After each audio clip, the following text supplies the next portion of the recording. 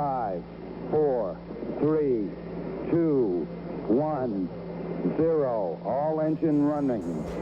Liftoff. We have a liftoff. Play the wounded.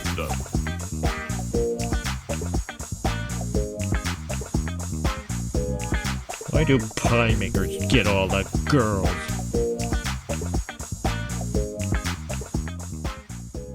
Welcome to Sacrilicious with Robin and Snuts. Blah! A Simpsons review podcast. I'm your very undead Nerd Snuts, aka Joshua Stearns. And joining me is the equally delightful Robin, don't have a brain, Zombie Korat. Brain. I like brains. Of intellectual comparison that you should expect from this fine podcast.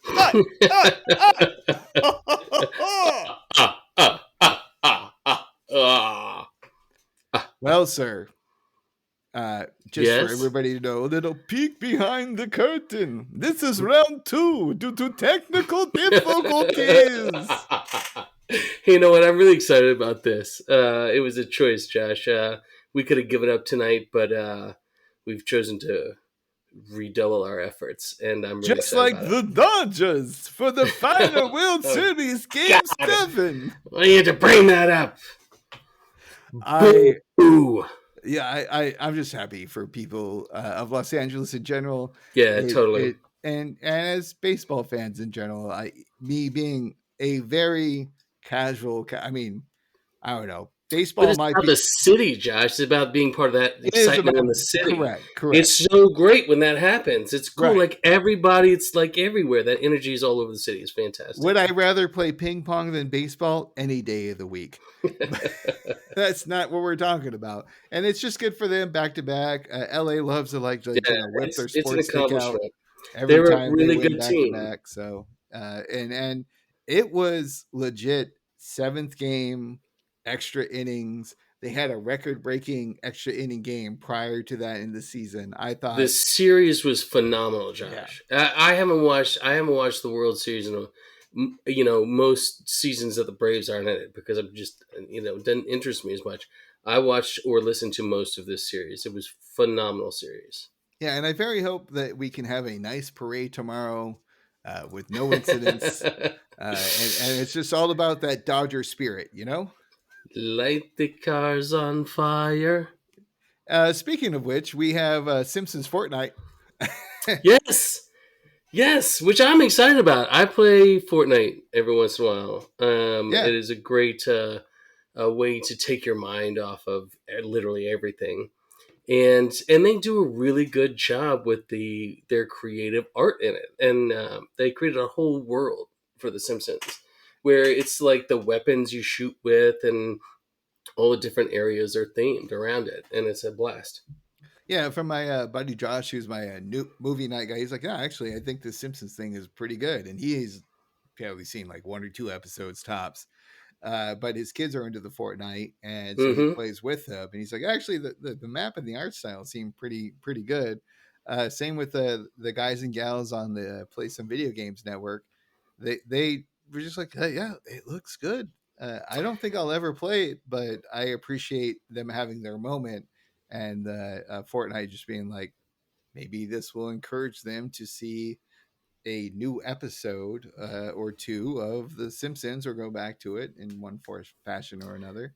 Yeah, they've done it before with, King of the Hill. They had a King of the Hill thing that they did. Sure. And Family Guy, and these too, are right? young players, most of them, that are learning about these things that we love, those cartoons that were seminal. And I think that's really cool that, they might get interested in it. And it seems like they really nailed down the art design in general of the map. And they have like their little they do a really good Green job. Terrace, suburban area versus like the nuclear power plant, and the outlands and whatnot.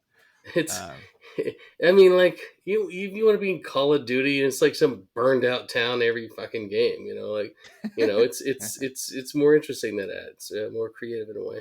Well, and if those Call of Duty people could get away with a Springfield map, They would love it. That would be awesome. That would right? be great.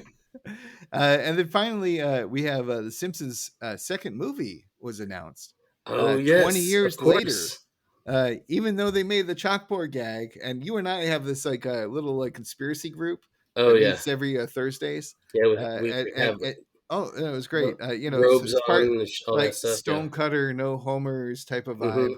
And we were saying like, wow, it's really weird that like Simpsons prediction chalkboard gag of I will not do a movie 20 years later. It was a little bit of irony laced in there, it seems, and that was a sign. Yeah.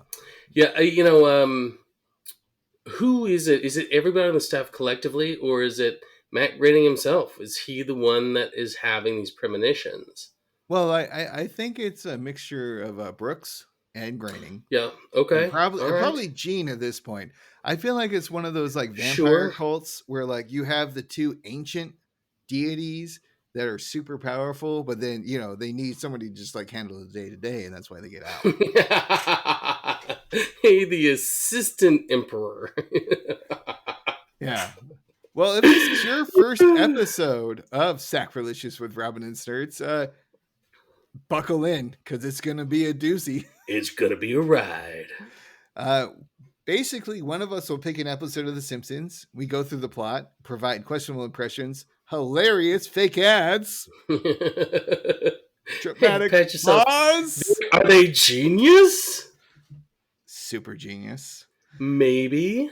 And this time, Robin picked From the Depths of the Well, Season 22, Episode 4, Treehouse of Horror 21, directed by Bob Anderson, written by Joel H. Cohen, first air date of 11/7/2010, which is very close to this release date, which will be 11/9/2025. Amazing. So I picked this episode because I have been doing my rewatch, Josh. I'm in season 36, the last that is on Disney. I just started it, and so I'm getting close to the end. And it's the end of the world, and we know it. Sorry. And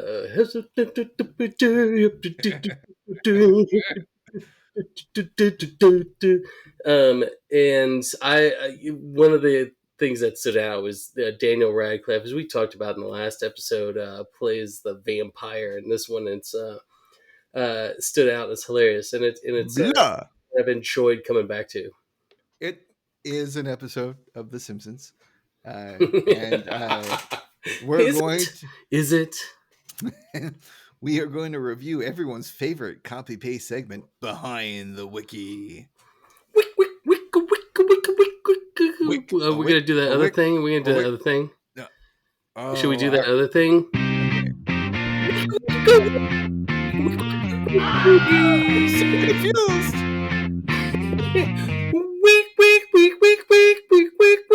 Week. And that mix-up definitely makes up for this lackluster Wikipedia entry. Right? They basically landed the facts of the entire episode. Like, hey, there's a guest star or two. Yes, thank you. I knew that already. Exactly. It turns out the writer same on the Simpsons wiki was like the first solo writing for a Treehouse of Horror episode. It's like, good for you, champ. Good old Bob. It was his third as director. That's nice. We have Daniel Radcliffe, who was like, yeah, huge honor. I love the show. Hugh Laurie from House, doing his part. Hugh Laurie, yeah.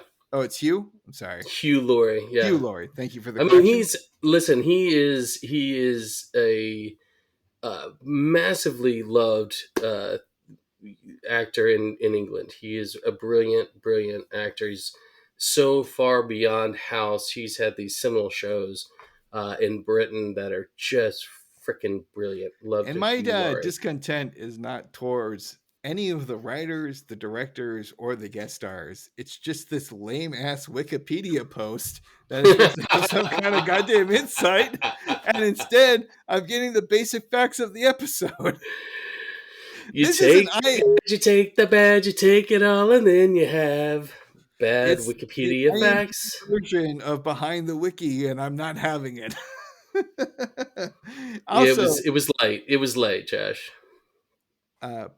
One of my favorite speed-related quotes, pop quiz, hotshot.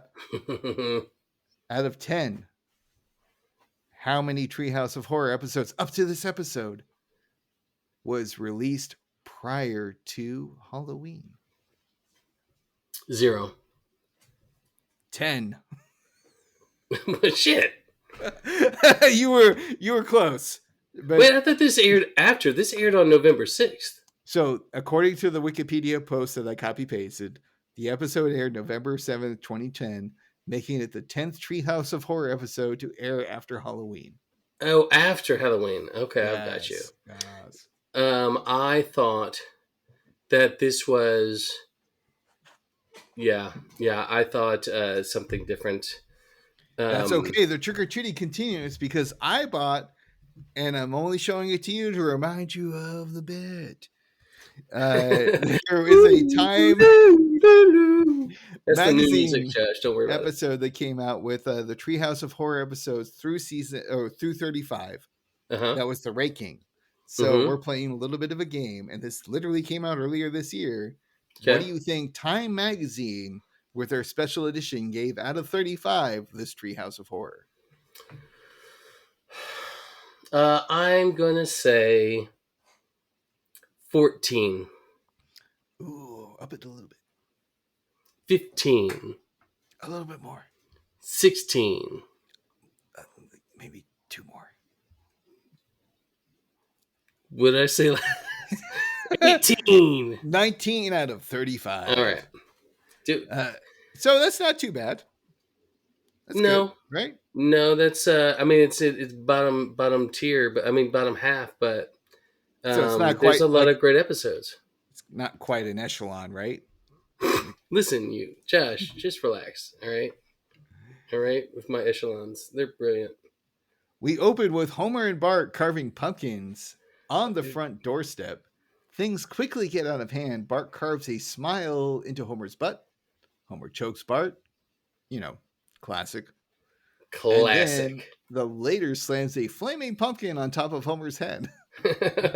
And then they start to beat the shit out of each other. Right. The animation when he puts the pumpkin on his head, it lights a flame. Very good. and Homer is like got the jack-o'-lantern smile, and Homer's like, beneath the smile, I've been awful pain. And then we get interrupted by Professor Frank, who's probably working on his most recent Mole Man. Oh no! Listen, the Clone Mole Man's that's just a conspiracy theory, but Ralph is not Wiggum's son. nerds.moleman.frank/net aws.net.org.com .io. You'll basically find out what I'm talking about. Unfortunately, Frank has bigger concerns because he stops the violence, and we have kind of like all these sight gags. And there's a Frankenstein monster just strapped up to a chair. And then for some reason, he has an active X-ray machine just working at all times. And we find a little xenomorph critter there in his belly. That's kind of fun. It's out of the people stage. It's chomping in the animation. It's chomping at the bit. I think there's a reason he turned the controller on himself by the end of this opener. Yes, exactly. Right? And then it would have been great. Josh, he's a goddamn hero. He saved the Earth by destroying himself with the xenomorph implant, which would have been more interesting than Alien Earth. Come at me, bitches. Did you watch that show? Oh, I watched it. Yeah, it was fine. Yeah. Could have ended better. I don't know. 3 episodes were fun. The rest could have been filler. Prometheus was so good, though. It was not. Shut your mouth. So there we are in Frank's laboratory. and he's got a Frankenstein's monster, which you did not misname, which I was very happy that you You're did not. welcome. I respect Shelby. Absolutely. And basically, this is like an elaborate way to fill time for a thin episode. And we eventually get Frank being upset because he's like, hey, it's super violent, filling in for Marge, which was a staple for earlier Halloween of horror episodes.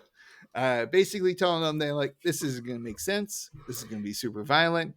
Buckle in, kids, because we're ready for a ride. The wiki did say this was the first time they'd done that for a while, where they warn children not to watch, like Marge always used to do. Yeah. I'm sure they cut that out by like 4 or 5 or something like that. But yeah. I mean, they I think they do it every once in a while. And then Frank was so upset because he basically TiVo'd. We had a TiVo moment earlier in our series of podcasts. But Frank, he just goes a little bit too far, spoils everything for everybody, and then he points the remote onto himself, and apparently he has magical powers because he's able to fast forward himself to death. Well, that's from a movie. It's funny because they don't even have that in, but there is a movie that references that's connected to. Do you know the movie title? No, it's okay, not that's fine. The wiki. But why do they put in the wiki? We need to be the editors of the wiki pages. We've said this before. We should be. We're doing a pretty good for these episodes, especially. And recently. for anybody taking notes, anytime he says we should update the wiki, it means Robin. I should probably look into that because I mention it like every week. But, Frankenstein's monster picks up the remote, and apparently he's a big fan of The Office, which cues a parody. And honestly, I would have rather had this been the first story of the entire thing, was just a prolonged Office parody with the Universal Classic monsters. Was an idea is doing they talk about those bits all the time where they're like, we thought about that for an episode, we decided to make it the opener gag. But it's hilarious because he's like, Monster go watch The Office. Dunder Mifflin just like Monster's workplace. Dun, dun, dun, dun, dun, dun, dun, dun, we see a mummy, a witch, etc. A zombie microwaving brains. Right. So like instead of wolf winks at him, So instead of like somebody like microwaving salmon, like there's a zombie microwaving, brains. We get it. It's a lot of fun. And so then that's just the credits. We roll credits. The intro. It's great. And then we get the first story of 3, The War in Pieces. Milhouse and Bart are playing a video game together. Looks like Wii remotes and a very violent game, which is kind of funny because Nintendo is known for their family-friendly content. Thank you very much. Plenty of Wilhelm screams throughout the scene. Another one. Millhouse, do we have enough points for a weapons upgrade? Yeah, we really racked them up eating all those elf babies. Nothing beats a weapon made of weapons. Ah! Ah! Ah! I love the Wilhelm scream, and I will never not love it. We really racked them up eating all of those elf babies. Hey, commentary on the fucking hyper violence. Yeah, Marge bringing in the sanity, right? Like, oh, these video games are too violent, and then she's like, "Hey, is that the video game Reverend Lovejoy said you shouldn't play?" Hey, well, he's playing it right now. Also, he's playing right now. See, it is Reverend Lovejoy, and he's like a mech in the game. Oh yeah, they're all like his head though is on it. So I don't know about you, but it reminded me of like the mechs that they had in the third Matrix movie, where they're trying to defend Zion, where it's like totally like face open mech style, right? Yeah, but they had like machine guns or whatever to like kill everybody. Yep. And for a man of the cloth. He must be from the Vatican. Yes. Good Lord. It's the new Pope from Philadelphia. Right? He spent his quarters like scraping off all those swastikas. That's how we go. Anyway. So I love how Bart is like, no one's getting hurt. And then he immediately jabs Milhouse in the eye. It's a great He returns. My non-lazy eye.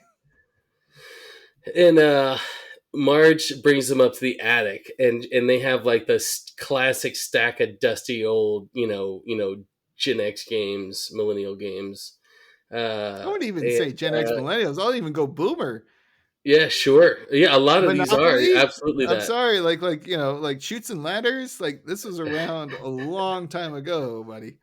Like 50s. So Marge says, these classic board games are fun and safe. And she pulls it out and immediately sticks the end My other eye. in Milhouse's eye. It looks so painful when she does it. I love that even these little bits they make look horrible. Like they really kind of go the extra distance that makes it so funny because they commit to the horror of his eye getting absolutely destroyed by the edge of a Parker Brothers box. Well, and that's what makes these Halloween specials so awesome. Yep. In general, Yep. They go. It's not supposed to make sense. No. And that's such a huge part of why it's so good. So we go through basically a weird foreshadowing. Also, just like famous board games. All right, so Robin, you and I have a board game history. We do. We used to be part of what I call the golden sexy board games. Oh, sorry, go back. No. Hey, that's for the other podcast that we have only on OnlyFans. Okay? Sorry, you're gonna mix up. Okay, yeah, you monetize the OnlyFans. Leave this one alone. I'm trying, Josh. Okay. I am trying. All right, thank you. I can't wait for everybody to look up like Snurts and Robin on OnlyFans. We should have one. But it's just like us, like sit there, like pay us money. We ain't gonna do anything. Yeah. Here's my journal of sketches since I was in 5th grade. Billions, Josh. Billions. We're gonna make billions. All right, we'll see if this makes it into the actual episode. All right, but my point. So being, we go through all the games that Marge just pulled out. No, but like you and I have a board game history, yeah. Right? You and I have a board game history. Yeah, absolutely. But we have like a different view of board games these days. Like these are more of the old school Hasbro, Parker Brothers. Yep, I talk about it all the time. There was a time where a bunch of video game developers, the designers, went and started making video games. But I also think that if you and I had our like own Jumanji board game experience, it would be way more frightful than what we have today, because we'd be going through 7 Wonders, 5 Tribes, Ethnos, Dead of Winter, Roll for the Galaxy, Race for the Galaxy. I don't think we would survive any of that, because this seems like some basic board game shit, even though it came out in 2010. If we had the Jins from 5 Tribes, we could survive. Also, a lame claim to fame. Lame claim to fame is Flame Josh, child actor who was in Jumanji, went to my middle school. Oh no shit. Yep. That's awesome. He's a legend. Had a science class together. It came out when I was older, so I was never really into that as a kid's movie for myself. Yep. But I respected it. I watched it. I respect it. I just remember he was in the movie and he was gone for school for a while, and then I never saw him again. So that is the nature of that relationship. Well, we were talking about, so they're naming out all the games, and it's they do Taffyland, Drops and Risers. And what's funny in this scene is it's Bart and Milhouse going back and forth naming them, and they're all very excited about them. Taffyland, Drops and Risers, like foreshadowing, Consternation, and they're all plays on these old video games. So the names are kind of funny, where they do Taffyland instead of Candyland, and Drops and Risers versus Shoots and Ladders, and Mousetrap instead of Mouse Catch, and Battle Boat instead of Battleship. It's pretty funny the way they go back and forth. But then they settle on Satan's Path.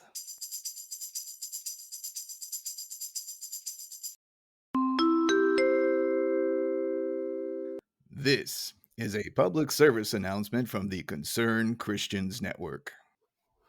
Hello, Springfield. I'm Helen Lovejoy. And I'm your friendly neighborino, Ned Flanders. And we're here to talk to you about this horrible new game called Satan's Path. That's right, Helen. This new diabolical board game is dig-dong diddly dangerous. Now, I know what you're thinking, friend. It's satanic panic all over again. No! Won't somebody think of the children? Thank you, Helen. But this time is totally different. This game literally warps reality and turns our beloved home into a board game-themed hellscape. Satan is here, people. This is not a joke. So please call and write to your senators and schools and councils. Warn them of these dangers and think of the children. Ask them to ban this game now. This has been a CCN warning.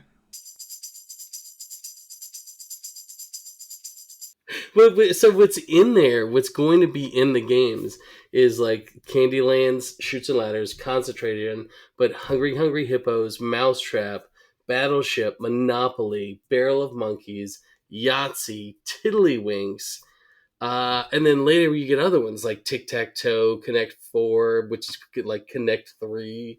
And there's like blocks and darts and everything in the world. It's great. And that's the basic premise of the thing is, Marge is replacing the terrible video games that are super ultra violent with banal board games that turned out to be super extra violent. Listen, Hasbro has a deep history of murder. Cool. Coming this fall on Sacrilicious with Ramen and Sturts, the true crime drama. The true crime podcast. It's pretty good. But basically, we know it's a Jumanji parody at this point. And, but Satan. The very first clue is the bank error with the Monopoly Man. Can you play us? Can you play us our clip there? There was a bank error in my favor, and I'm spending it all on Oriental Avenue prostitutes. Yep. The Reading Railroad comes through. Yep. It turns out it's all about prostitutes for that guy, at least. It's good for him getting that bank error, I suppose. It's like the Monopoly Man riding a railroad, like sitting on top of it with a bag of money. And by the time that like horrible fucking sex offender is sharded off for a goddamn train ride, we get a visual joke of basically the entire town is taken over by board games. And most every character has actually like been pulled into one of the board games. Correct. You have Rod and Todd are stuck in a kerplunk things, which is where you have the marbles like on top of ice? the. I wasn't sure what that was. On top of the, like the pickup sticks, but it sticks through the. Yep. And which got comes into play later. Pulleys, like the pieces on the hockey board where they use the little levers to control and the nerds are all controlling the bullies in that game. And then we have the cops and the chessboard. It's beautiful. It's this giant chessboard, and the three of them are standing on one square. And why did they feel safe? Lou is like, I don't like the look of that night chief. He's like, don't worry, we're safe. He's 2 steps away and 1 to the right. And then apparently a giant knight crushes Wiggum. His back, like lower half, is just demolished. And he has a closing line. Do you have the closing line there? And then I'll fill in for Lou. He goes, for me, I guess it's game, set, and match. I think you mean check and mate, Chief. Just got crushed by a giant horse, Lou. You want to cut me a break? It was so good. And then we get a follow. When he's like, "Can you cut me a break?" He's sort of heartbreaking. It's a really scene for our Wiggum. I'm dying in an episode that has no stakes. Can you cut me a break? Next up, we get the dating game featuring Kodos or King. I couldn't figure out who was who. And Selma. This is called actually Mystery Date, Josh. Oh, I'm sorry. It is with the door, and you open them up, and you get the I do remember that ones. from Summer of 4'2" when Lisa becomes her own independent soul, and then they have another reference to this joke all those years earlier. But I love behind the door. It's Kang, like, and these are the different, because in the game, what you would do is you'd open the door. There'd be like different looking people, and like Right. you would choose one of them. You go for the hot one, obviously, not the nerd with the And sunglasses. it's Selma. I had to look it up. It's Selma. That is not the raging lesbian. Correct. And so she gets Kang in glasses, and she's like, pass. And then she closes, she opens again, and it's Kang with a bouquet of flowers and no glasses. She was like, yeah, I'm in. Hilarious. And the hilarity continues with Homer playing Chutes and Ladders. What are your opinions on this, buddy? It's just a hilarious gag of Homer climbing up the ladder. He's like, oh man, I'm never coming down. And he just slides down a slide, and he's like, woohoo, another ladder. He riding high, and he goes down, sinking low. He just keeps going up, and he's so excited that he's finally made it, and he keeps going right back down. It's funny. The last one, he's go, top of the heap. Oh, down I go. On top for good. Oh, cruel hubris. And then Lisa determines in her infinite wisdom that you basically have to finish the game to stop the curse. And, quote, you're going to have to deal with more nonsense like that if you do not stop the curse. Cut to characters turn into dice playing Yatsu, aka Yahtzee. And I played my fair share of Drunken Yahtzee in the day, and I have to agree with Mel. You should just be acceptable of the nice felt inlining. So they're giant, and they're rolled out on the lawn. It's Mo and Sideshow Mel and Dr. Hibbert and a few other people. And Sideshow Mel's like, at least the cup is lined with filth. And Mo's like, hey, Mr. Positive, shut the hell up. There you go. The visual gags continue with Operation and Barrel of Monkeys. Basically, the monkeys are the operator, and good luck to the patient. It's a great gag because the monkey walks up and grabs, what do they call it? Bone appetit from his leg. He's like gimpy because he grabbed the bone. He's going after this monkey. It's great visual. And then Bart and Milhouse, like a bunch of dumbasses who didn't live in the 80s, went onto a battleship. Battle boat, Josh. And yes. They are hit by a giant red peg, phrasing, from the game. Milhouse goes, they dunked our battle boat. Yeah. And then what I like is we get a random cutaway to Clue that I do not care about. But then apparently shit really went sideways for the battle boat thing. But if you want to talk about the Clue, go for it. So Marge they're in Clue, and it's her standing over a body under a blanket, and a guy with, like a pipe, and she's like, Colonel Ketchup as opposed to Colonel Mustard, of course. I say, it was you that killed him in the parlor with the letter opener. And he goes, he was going to leave me, and I'm too old to find anyone else. She gets the confession out of him. It's hilarious. Yeah, and I also enjoy how the guy just kind of like cuts back to a Titanic parody with Bart and Milhouse, and they're on Scrabble boards, and apparently there's not enough room for Jack. Letters. They're the Scrabble letters. Sorry. And there's a Q is just too valuable. There's a blank space. Yada yada yada. So they're doing the Titanic scene where Rose is on the door, correct, and Leonardo DiCaprio's hanging off Jack, and it's Milhouse hanging off. Bart's like, climb aboard. He's like, no, Bart, it's too valuable, the Q. And Bart's like, get this one over here.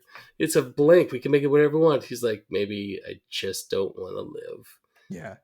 which goes into like the conspiracy theory of hey, you could have fit Jack onto that board. You were just, yes, exactly. But they show the shot of him sinking into the water. Well, and then the letters that show up are R.I.P., right? So we have that whole aspect to it was So just hilarious. Millhouse is dead. Just establish that. And then it's up to Bart and the last game in Mouse Catch, and this is my favorite thing that Bart said throughout the episode: "A game so lame, no one's ever finished it." Now, I own Mousetrap.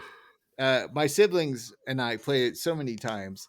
I can never guarantee you what the rules were or the proper process of procedurals. Like, I pretty sure we just set it up to see if the trap would actually work.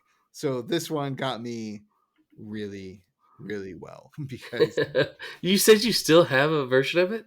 no. It was just We like should one of get those things one. growing up, but like it does not work. And like at the end when Bar is like, "Hey, how come this trap isn't working?" It's very apt. He just And starts kicking it. there's like some kind of weird mechanic of like earning cheese slices and other nonsense. But everybody just kind of wants to build the like Rube Goldberg device and see it work. And they obviously make that not only a focal point of the plot for this episode, but also with some hilarious counterpoints. So Bart, he's like, "Hey, it's Mousetrap." He says the line, and then the Crazy Eights attack, and he decides to like get a car with a cannon and a couple of He spears, was which like, kill the Flanders kids. Right? he pulls out, it's the kerplunk, and he pulls out the spears from that. Yeah. And the marbles fall on the kids. And Right. It's just like pools of blood. Like it's just like crushed. And he declares his like video game lesson was kill, kill, kill. Exactly. I also love how Grandpa is the swimmer who triggers the final cage. And the odds are that the Grandpa would hit the final cage when you're playing that game is probably like 1 out of 10 to begin with. No kidding. He's dressed in like an old-timey swimsuit, and he pops up. It's a weird way to kill a rat. and he hits into the bucket of the Rube Goldberg device, trigger the other piece, and he's just body just all contorted in there.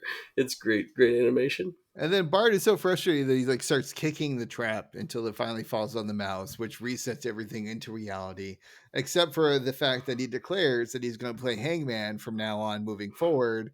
Cut to Gallows, Bart and Milhouse are out there. There's a puzzle on the board that literally is Wheel of Fortune to solve.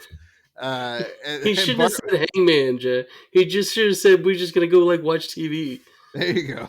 And then Bart goes, we still got one more letter, Milhouse. Is it 3? That's not a letter. Stupid.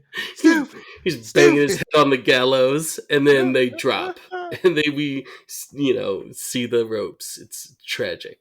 On to our next story, Master and Cadaver. This is a parody of Dead Calm, a 1989 Australian psychological thriller film directed by Philip Noyce, produced by George Miller, and starring Sam Neill, Nicole Kidman, and Billy Zane. Oh, Billy Zane. He was in Titanic, too. Just cracked me up that the way that little copy paste from the Wikipedia section actually made up for the weaker installments. Yeah. But it wasn't like on the Treehouse of Horror episode. It was like on the Dead Calm point of so I guess what I'm saying is thank you for the extra details on the parody version versus the actual Simpsons version. Sam Neill, and I mean the actors in that are fantastic. Nicole Kidman. Right. I mean, have you ever seen Dead Calm? I haven't seen it, but I knew of the story just from pop culture. But it's the name Master and Cadaver is a play on Master and Commander, the very famous. Which this has nothing to do with. Not at all. Not at all. It's clever. Yeah. They could have come up with another name for that.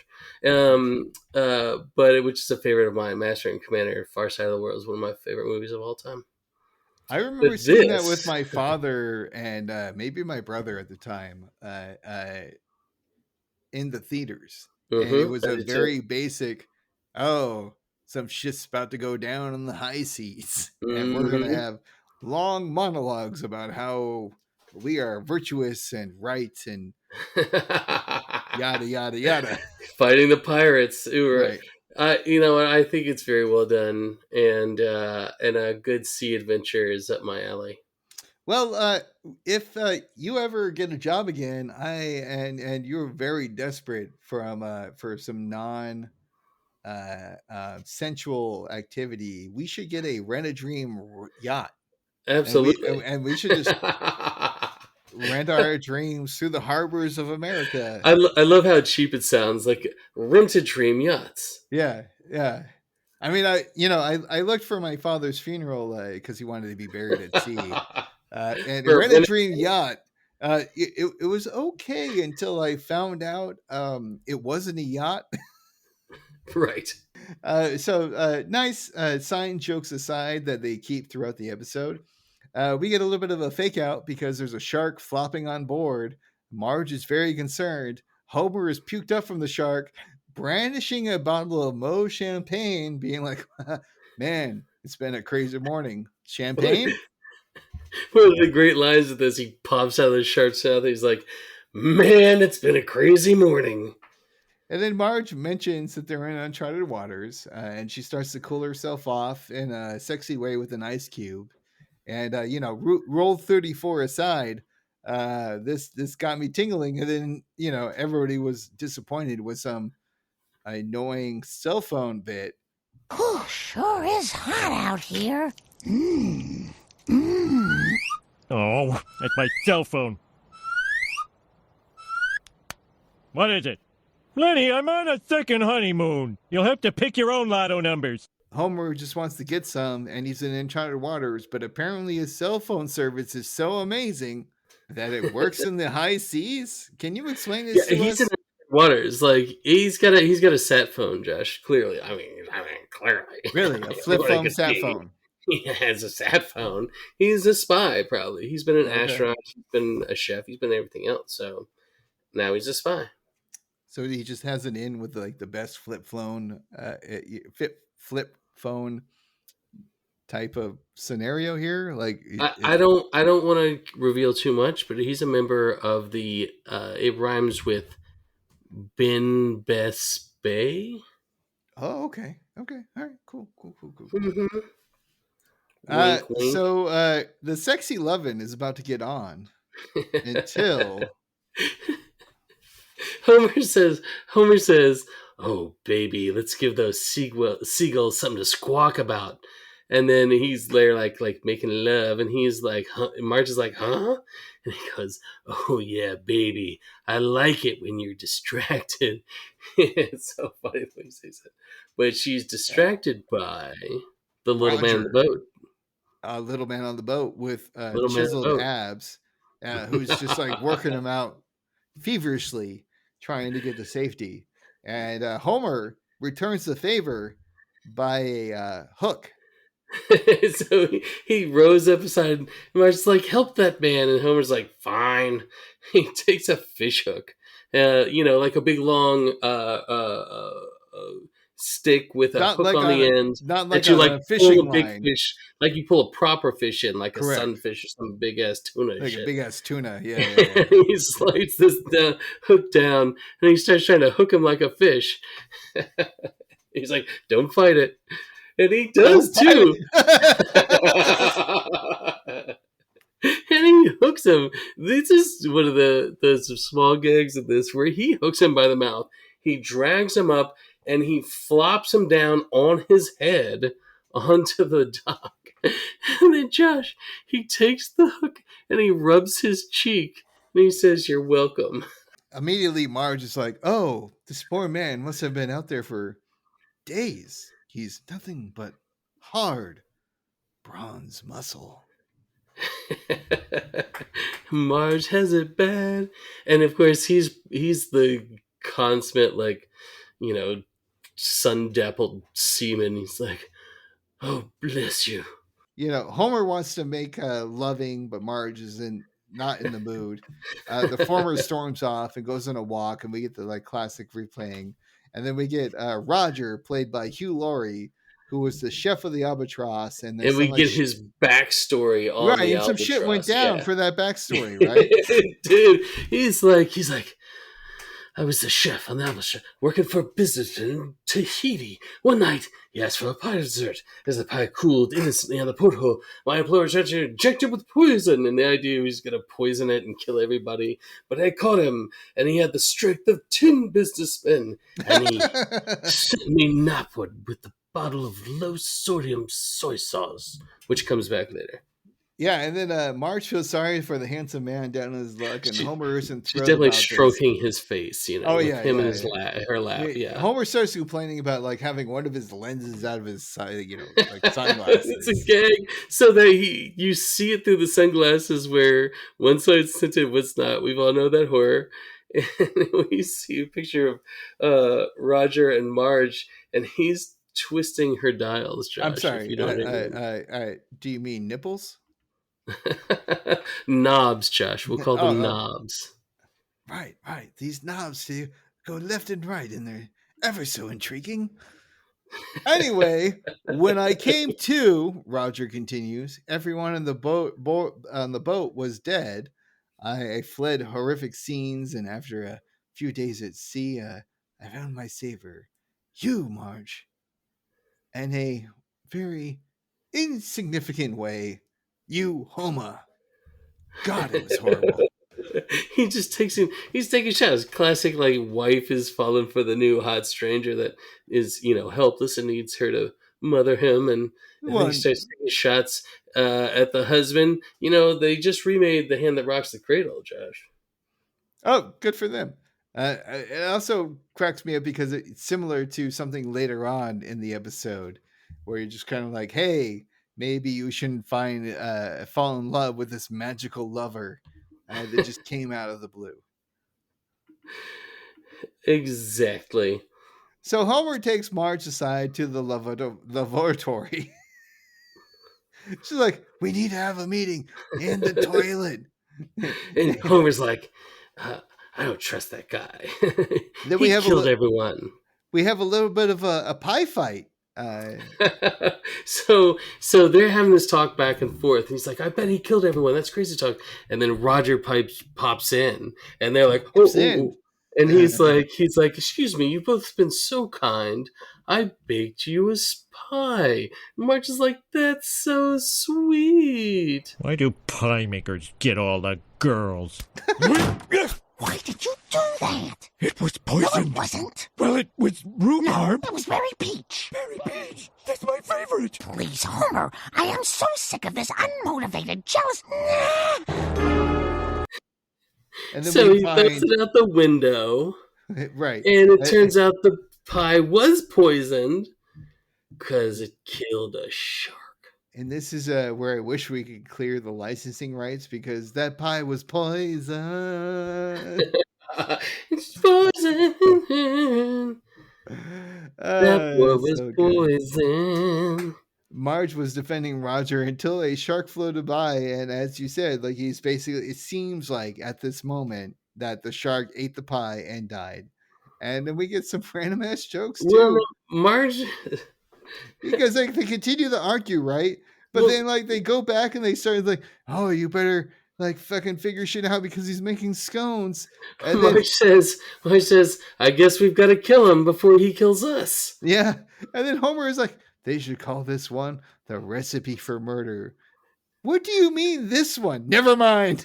I love the meta joke. Well, the meta joke it was great. It was great. It's great because it's a clever title. I wish we had thought about that, Josh. What do we end up calling it? Well, once we can afford writers, we'll be great. If only we had anybody who could write shit. On a scale of 1 to 3, how much do you want to be paid? I'll take the whole lot. On the top of the deck, Homer is manning the helm. Marge gives a knowing nod, and they're basically setting up Roger for fucking murder. Yeah. We get another cell phone bit, which is hilarious. Because Marge is like rubbing oil all over her body right now to distract our Roger. What is the sound? Distract. You're absolutely right in that. Distract. So he gets the animation of it when so Homer jerks the boat to the right, the sail arm swings around, hits him in the forehead, and he does like a 350 flip, a 360 flip, and lands on his face, and it's brutal. And so he's just lying there when this happens, which is when Homer is like, the decent thing we could do is just bury him at sea.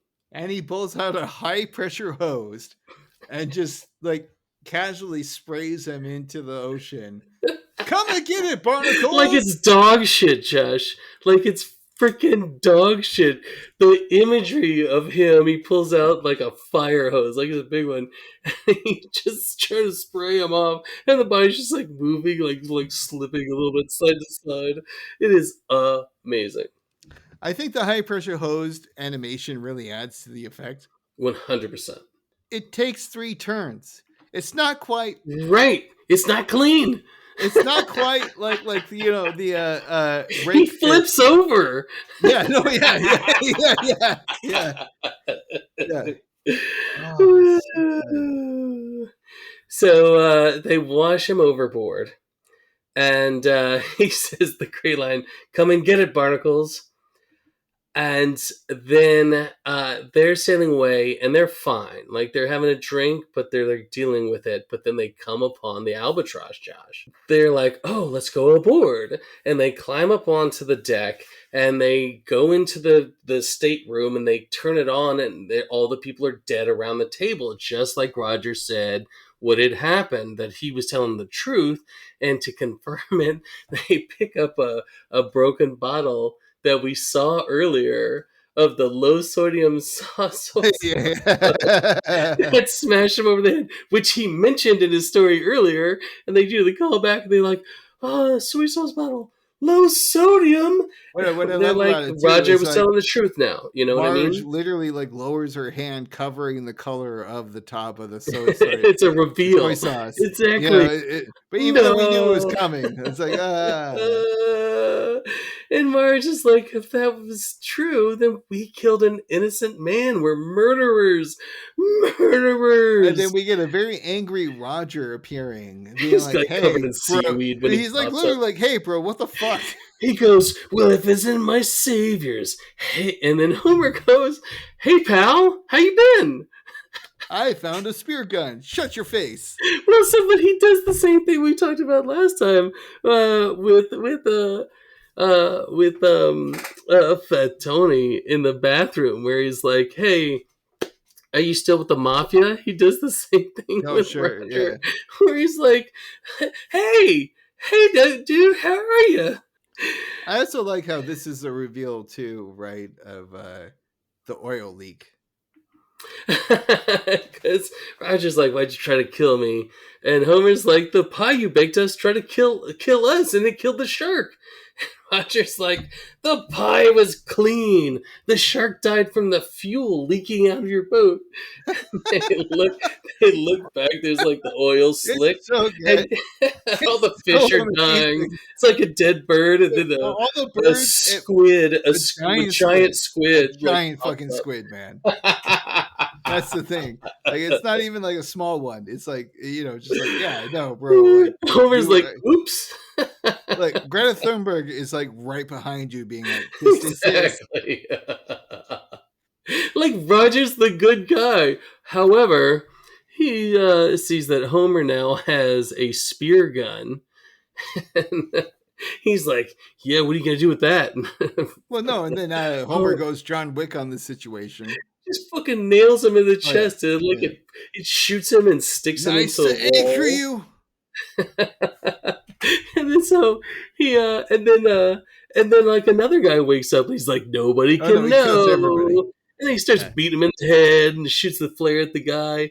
But it's the what I love about it is like he bashes the head into the guy's head with the flare gun, and then accidentally triggers it to like literally shoot through the guy's middle section. His joke, Josh, was looks like you've got a flair for avoiding death. So then we get my favorite 3 out of 10. 3 out of 10. Which is where two more people wake up and they're like, what's going on? But nobody can know. And so he goes bankers away and he stabs them with an anchor. Well, and then Marge is feeling such guilt from Homer's murder spree, even with the pelican. And is saying like, hey, you know, and like, he kills the last one. He kills with like a swordfish. Marlin. Fantastic. Swordfish marlin, yeah. But you know, and basically Marge is like, look, I know you're okay with killing people, but I'm not. Can't live with the guilt. I'm gonna eat this poison pie. Shush. So you know, Homer has his beloved Marge die in his arms, and then we pull out to the universe, and it turns out that this was in Maggie's mind. She's in the bathtub playing with boats, and this was all in her imagination. And the parents are sitting there like, oh, what do you think she's thinking about? Just sugar plums and buttercups. And she turns the camera just like Clockwork Orange, and she has the one eye with mascara and the look, and it's Maggie's deep. Josh, like we know this. She's murdered. She's been through a lot of shit. She's got a different she side was being there. influenced by her older brother Bart, who also donned that same attire back in the day. Oh yeah, she's getting all of them. They all crazy. But if I had to go on my who's gonna make me survive a Walking Dead type of apocalypse, it's probably Maggie Simpson. Yeah, 100%. Exactly right. Plus, I love the way they think of Maggie's future in some of the episodes that they do. She's usually when she's grown up, she's got a girlfriend, and she seems real cool. Well, the final story rounding out this Treehouse of Horror is Tween Light. This is the Twilight parody featuring Daniel Radcliffe. It as Edmund instead of Edward.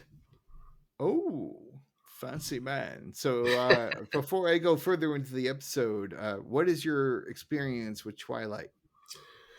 I read the books. I love that kind of those books, like Harry Potter, and I did like the Ready Player One series and stuff like that. And they're not good, but it's a fun story. But she's a terrible writer. But it's a fun story. It's a great story. It's a fun story. Then I enjoy it. But and then they made a bunch of really terrible movies off of it.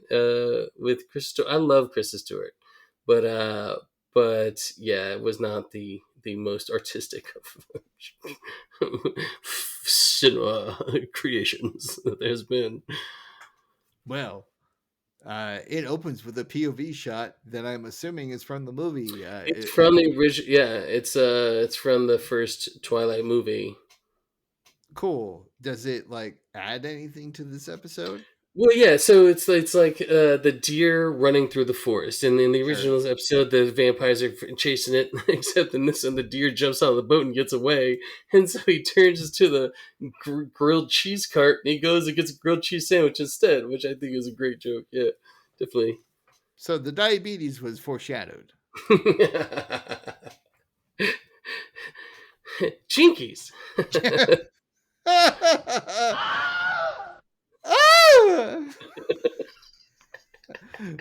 That was exceptionally well done, Josh. No, see, I can't do it.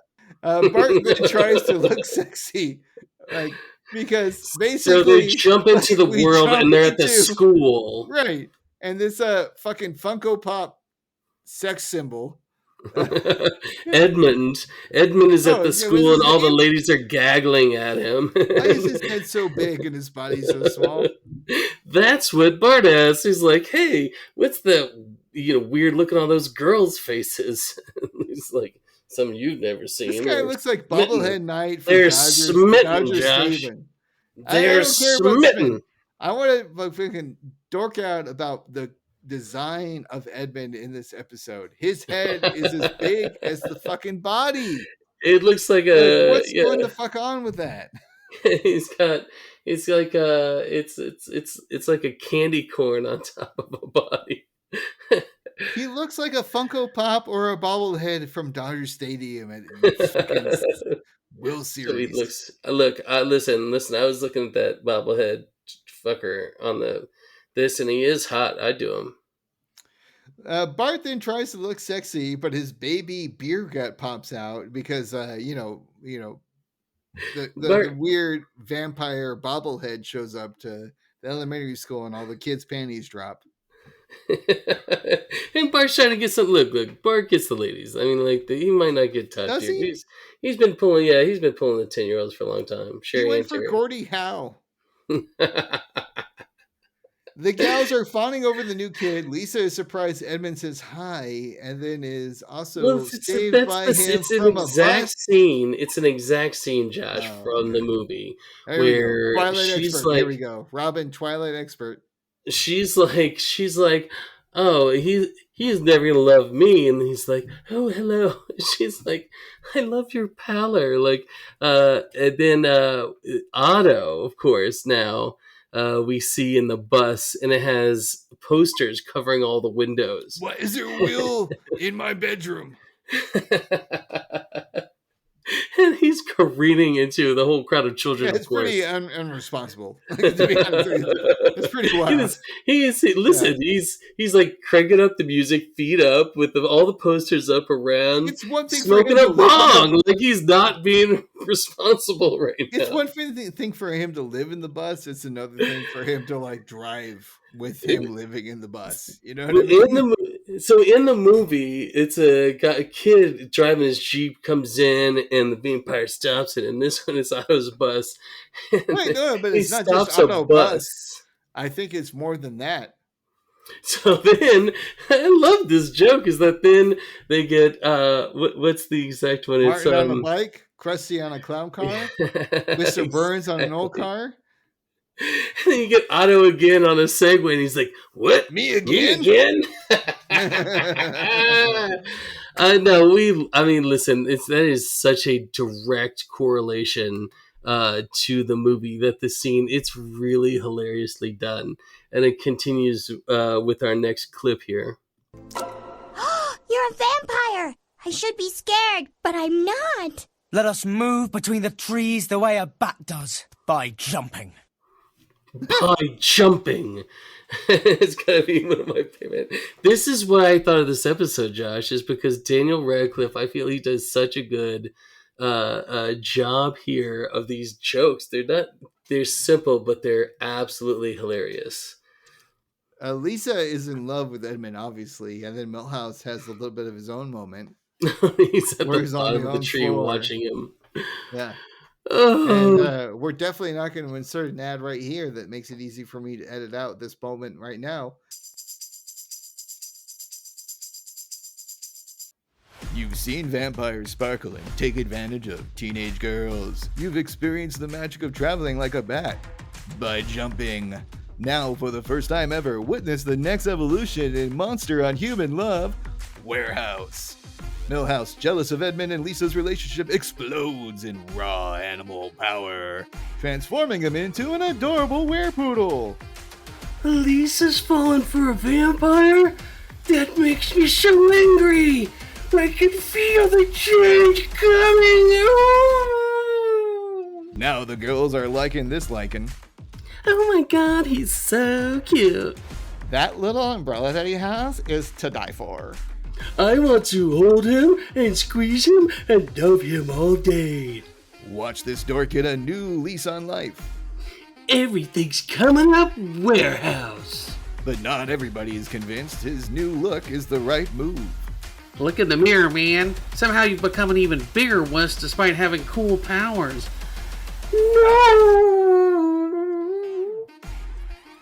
The local voice star of radioactive band Milhouse Van Houten is joined by Daniel Radcliffe and Sydney Sweeney in An American Werepoodle in Springfield. In theaters February 2026. Oh, yeah!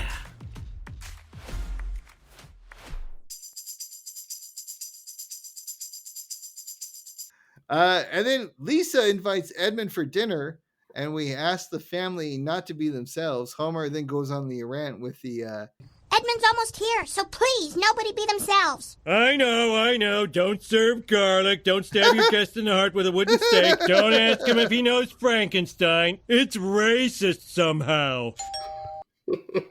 And not only do we get the very relatable opening of Lisa being like, "Stop being yourselves," and nobody be themselves. I love that line. It's they're just stressed about Edmund showing up, but I love Homer's little joke there. Don't ask him if he knows Frankenstein. But I love Edmund shows up at the door and he's like, "I'm so sorry. My dad insisted on coming." And he's like, "I don't need." It's Dracula. It's Dracula. He's like, "Dad, I don't need a chaperone." And it's the most stereotypical like version of Dracula, right? Like, absolutely, he's exactly right. Yeah. It's probably based off of something we've seen because we both had that thought. Right. But Marge has worked very hard to provide a feast for this party. She's doing right by her daughter, and she's like, I try to make you what Homer said you would like, and it's freaking Flanders. He's set out like a goddamn Thanksgiving turkey. I'll take the leg. Homer goes for the drumstick and rips off his fucking leg. And then he like sucks out his like mustache like a little like piece of spaghetti. Did he have like chopsticks when he does it? It's pretty close. So then he starts pestering Dracula. And he's like, all right. If a mosquito bites you, does it become a vampire? And he's like, yes. He's like, all right, if you bite your tongue, does it become a vampire? Which I think is great. And then I love how like Lisa and Edmund are totally embarrassed because of like the typical teenage kids, even though they're like, one of them's thousands of years old. And I like the little line that he goes, it's like, "Let's fly, Lisa. Keep your mouth closed because you'll swallow a lot of bugs." There, it's like that. Dracula to Homer, he's like, "I'm more than a vampire. I like Dixieland jazz." Yes. Yeah. And Homer's dancing with the dog, and they're like, "We gotta get the fuck out of here." Which is even weirder because Lisa likes jazz.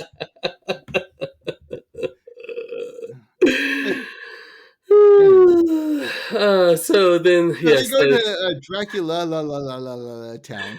Well, so then now they've disappeared, and Marge is like, "Y'all need to go get them." And so they go to Dracula Land, and it's very much like LA. Classic, like dads on a field trip that they didn't sign up for. They're becoming buds at this point, right? But it's also like those dads that you meet for like AYSO soccer or Boy Scouts. Exactly, forced friendship. Yeah, 100%. And then so what I didn't care for overall is just like he's like, "Yeah, we can also get the green lights." That was totally lost on me. It's like, because we only drive at night, we can really time the traffic lights, and they're driving through, and every traffic light is going green the whole way down. That's a fucking LA dream right there. Yeah, but it doesn't happen in LA. Like, what the fuck are we talking about? You're like, there's traffic at night regardless. Like, it doesn't stop here, right? Right, so they get into Dracula Land, which it's like a neighborhood. It looks like they built out Hogwarts at fucking Universal Studios, and it's all these vampires references. And even though Count Dracula is sucking out the blood of Big Bird, you still have them going up the classic like church tower. To finish out the scene. Homer and Dracula are like, "Hey, did you see the kids?" And he's like, "Yes, I did. And they were stealing kisses. One kiss 2 kisses, And so Homer and Dracula follow them up the tower. So, a couple And questions. Homer is riding Dracula's back. He's like, let's fly. And he's like, I can't turn into a bat with you on me. Not only is Homer's like riding the Hulk non-existent version of Dracula that got me going, was just like, in general, why is there a church tower and why are there crosses at the top of Vampire Town? It doesn't make any sense. Listen, if you have to ask, Josh, then you can afford to buy it. I like how like they get up there. Lisa's like, "Bite me now, Edmund." I mean, it's until she finds out that she's going to be 8 years old forever. Oh, she's like, Dracula's like trying to separate them, and she's like, no, I would love to be in your culture, and no, she gives a very like progressive. It sounds nice on paper, but exactly reality. And then she finds out it's gonna be forever, and she's like, whoa. Nobody wants to be 8 forever. Like, it's fun for a minute, but she's like, I can't spend eternity using kid scissors. You can't cut anything with those things. I mean, also, she'd never be able to run for Congress. Right, and she's got to be president, or the whole universe will collapse. But so she's like, I don't want it. But then Edmund's like, the bloodlust is on me, and then Homer's like fighting him off, and he's fighting him off with the cross. Yep, which we said, which we love the line. Yeah, truly ironic, a cross being used to kill someone, which is fantastic. I also love how vampires got nothing on the American health system. Listen. It's just gonna end badly because you're gonna suck down so much cholesterol, not the good kind. You're gonna die. So they're going after somebody, and Homer's like, "Take me," and they start gnawing on him. And it was all from a like reciprocal like point of love. Like you wanted. It's like, oh, you guys love your kids. I love my kids. I'm saving my daughter. So it turns out, Josh, he's done it before. Like, there was another episode where he saved her by becoming the vampire instead. It's the second time that's happened. Whoa. Turns out these writers have run out of ideas. As they're sucking on him, though, they're progressively getting fatter immediately. Oh, immediately. So they end up these giant bloated versions of themselves. And even with the government shutdown, they're not going to find the diabetes cures that they're hoping for. It's full of cholesterol, and Homer gives the fantastic line, not the good kind. But now they're dead, and Homer's a vampire, and he's very excited because he's like, I can fly. But he turns into a bat, Josh, and he has the biggest ass a bat has ever had on Earth. And it's a fat ass makes gravity equals death. He flies out the window, falls down the whole tower. Luckily, nature has a answer. It's a circle, Josh. It's Werepoodle. Werepoodle comes and collects the dead corpse of Homer Bat. And everything was coming up warehouse.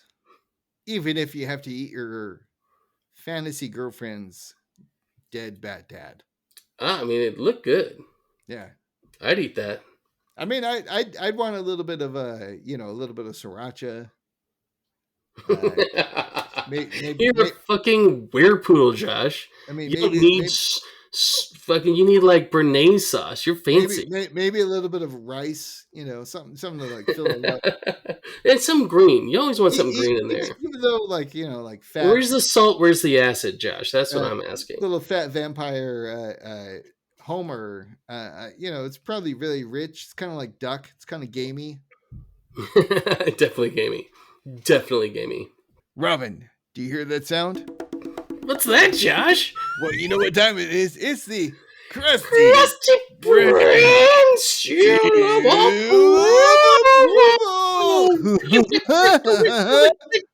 All right, man. It's your episode. Go. I love this episode. It was really fun to watch it again through this. I really enjoyed The Titanic scene with Milhouse was fantastic. Homer killing everyone on the boat, and then Maggie, is all in her imagination. The brilliant Werepoodle warehouse really was a lot of fun, and there was a lot going through this, even with you, that I really found hilarious. It's it's a good episode. It's one that I think everybody, go ahead and watch it. I'm gonna give it a 3. I think it's talk me into up towards a 4 on this one. Even it was really fun for me. How about you? Well, this recording was way more fun than actually watching this episode. Treehouse of Horror 21 will not be making my top echelon of Halloween specials anytime soon. The first story seems like an excuse to use up all the board game jokes the writers had lying around, and the final one is similar but with vampires, which I can appreciate because I do love those bloodsuckers. I thought the middle story was the most intriguing, yet the last were few and far between. The 3 bits that really got me going was the Mousetrap dig. Anybody who played Mousetrap knows that the game is whack. In addition to the oil leak killing all the sea creatures. Like just the fucking octopus popping up, Josh. Finally, Homer casually just pushing a corpse into the ocean with a pressurized hose. Yeah. It's a very classic nonchalant Homer situation. And this just didn't hit me as hard as I wanted it to. Like, even us going through it now, I enjoyed our conversation about the shit more than I enjoyed than the actual content. And that's why I'm giving it a 1 out of 5. That's why we do this, Josh, is to have fun talking about it. Which we've had today. Oh no, we definitely had it today. Like, we had an overly amount of fun today. But yeah, no, it just nothing really hooked me from. What about the scene with the hook, Josh? Oh, that's why I brought it up, because the hook and him also pushing with the hose was like more funny than anything else. Again, I still think the middle episode is the best of the 3. Maybe it's very similar to the Mafia stuff. Like, we've already seen the Simpsons take on this vampire genre for many Halloween specials. Yeah, like I said, there was literally one where Homer became a vampire instead of her. But that's okay. And I hope everyone enjoyed this nonsense of a mess and I get to edit. Heavily. And that's a wrap with Sacrilicious and Ramen and Starts. We hope you enjoyed this episode. Please do all the cliche things, the liking, the following, the commenting, or just tell a friend. We are currently on Spotify. If you have friends. YouTube and Apple Podcasts. Snart's shout out. Gummy candies. Be it sugar, THC, or fiber. Rolo Minis. 3 is just right for this middle-aged dude. Sexy Halloween costumes. Mm-hmm.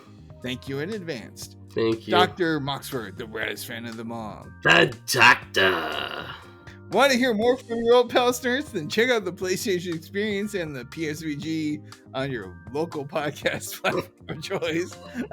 I can also be found. I'm going to re-record this later. I'm not sure you can be found. Robin, outros and plugs.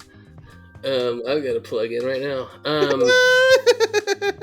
As we end this this half season, we're at 36 episodes. That's a really cool feeling of accomplishment to have that. And I want to thank everybody that's listened.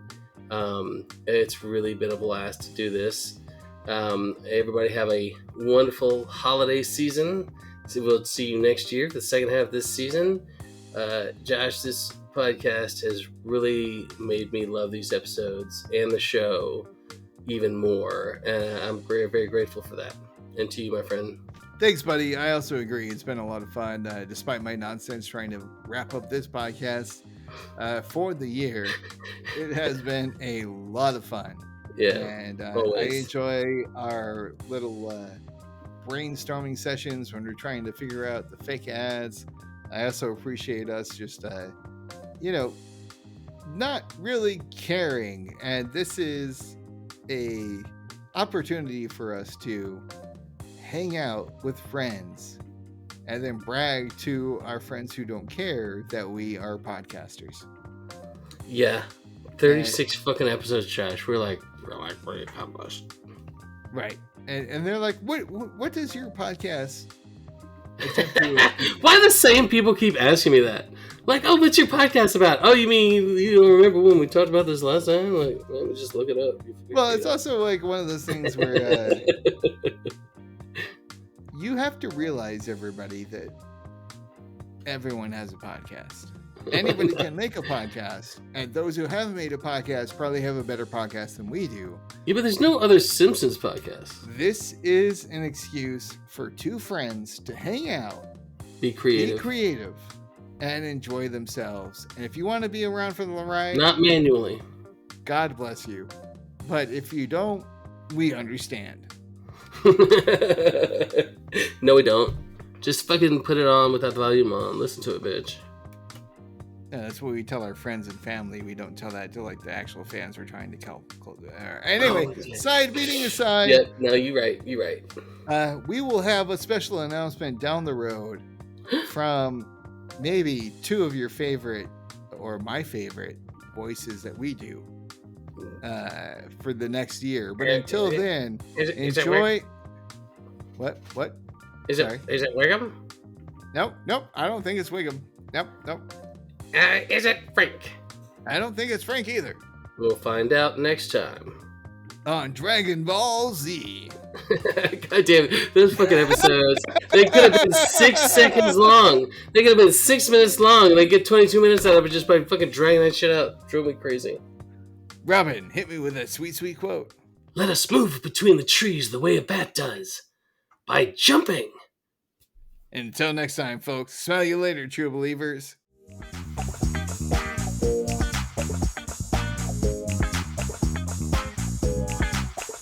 Play the wound dancer.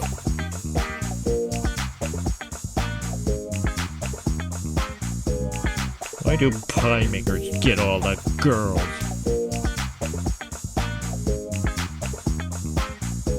Tranquility Base here. The Eagle has landed.